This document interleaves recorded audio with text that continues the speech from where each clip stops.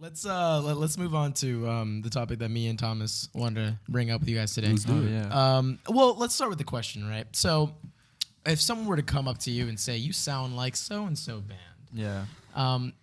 how do you guys take that? You know what I mean? Like, do you feel like it's not giving credit to the way you guys are playing your music? Is it, do you feel like people assume that you're imitating that band, or maybe you're being inspired by that band? I mean, like, you know what I mean?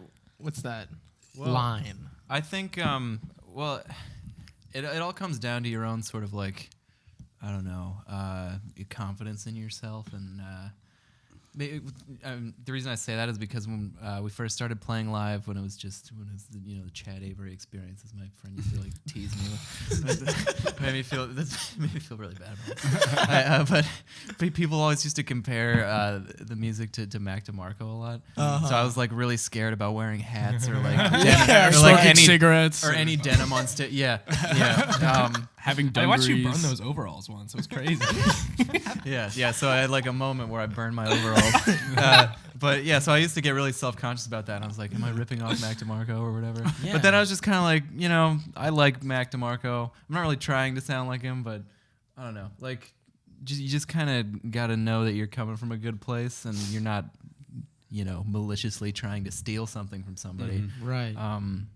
So I think, I think that the way the inspiration versus imitation is like when you hear something on like the radio or whatever you're listening to, like that inevitably will affect what you do. So like my favorite band of all time is Radiohead. Okay. And so like anytime you listen to any of their records, it's like, oh, these sounds are crazy. And then like it's like, all right, how do we make crazy sounds? Like, it's like you're trying to study how to make those noises, those bleeps and bloops and whatever. Because like, I don't know what they're doing.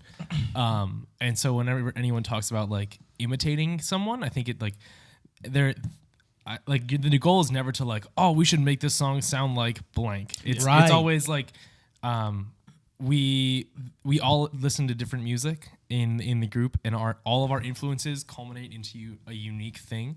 So like, there's definitely like, we draw influence from a bunch of different bands, artists, whatever, and then like that's just like when you listen to music enough, it just soaks down to your core, and then you can't really help but like all of those things are fighting. So like Tom York and Kevin Parker are fighting inside of me at all times, and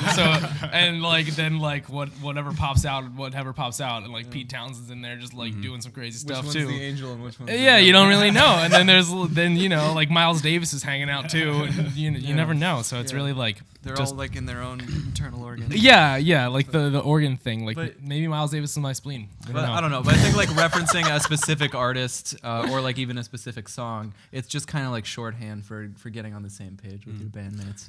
Yeah, it's very nice because that's something I've been thinking about is if bands are insulted by that when it's just like you're like a crossbreed, like you're like a crossbreed between. Like, do you guys not like that? Yeah, no, I think it's easy to be. I don't know. It's like there's like a natural sort of impulse to be, but you shouldn't. I don't think it because I like using that not to sort of demean or like marginalize the artist or something like that, but rather like, hey, this is how they could sound like, totally. more so like pitching it to someone else. Yeah. And it's like it's an easy way for people to connect with what you're doing. Exactly. So if it's you're more relative. Yeah, exactly. So it's like you guys sound like X, and then people will be like, I've heard of X. Yeah, that's exactly. cool. I like that. Yeah. Let's see what they're doing. Well, yeah, that's a more concrete way to talk about it too. And I feel like bringing up sort of imitation, one thing I've been thinking about is a lot of bands have like a hardcore 60s psychedelia influence a lot of times. If you're familiar with Elephant Six's earlier stuff with Nutrimoc Hotels, everyone else on that record label did like Buela or like Olivia Tremor Control or something like that. They had that hardcore 60s psych influence that came from like Pet Sounds or Beatles and stuff. And so you had Drug Dealer. He just came out with an album last year. And it had it fell a lot into sort of this like 60s cliche thing happening. And I feel as if a lot of people are into that, but it almost gets drowned out because what's the point of if you're trying to do something new or if you're just trying to recreate like a previous song, Yeah, I think that the experiments that led to those classic records are still like fresh ideas, like the Wall of Sound, that whole thing. Like that will never be done again. But like it's cool when people like take that and run with it. Like take that idea and like how can we get this thing to sound like crazy? And then when you have an idea, you obviously reference back to whatever's going to happen. So I'm sure that was the case with those kind of records. Is they're like, we love this so much, we want it to sound like this, you know. And then they go for it and they do their own spin off that. It's never like a direct like. They didn't say like I'm gonna play Pet Sounds and you're gonna record it. Like that's not how it goes, you know. But it's I think it's important that when you're doing that kind of thing, it's like you can love something, you can want to recreate it, but you have to sort of filter it through your own sensibilities, and that's what makes a good record, you know. And something that me and Serge have been talking about is you know we're a huge fan of Ariel Pink. Oh yeah, you know we love Before Today. It's a classic from you know from his discography. It's sort of just like that genre that he's forefronted, brought it up earlier, is that referred to as hypnagogic pop, which is like whatever. Yeah, What's that? right. yeah.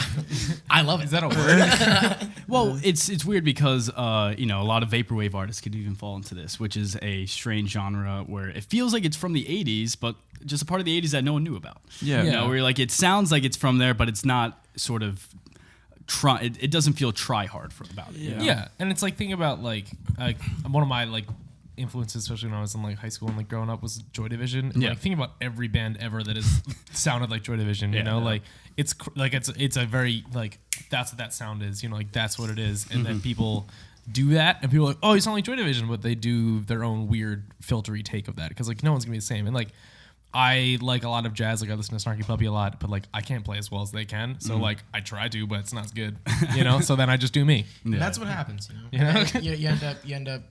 That's the line, you know. You have to just take the inspiration as opposed to just like trying to, you know, emulate a sound that already exists, that has already been perfected, has already been, you know, tried in the real world. Yeah.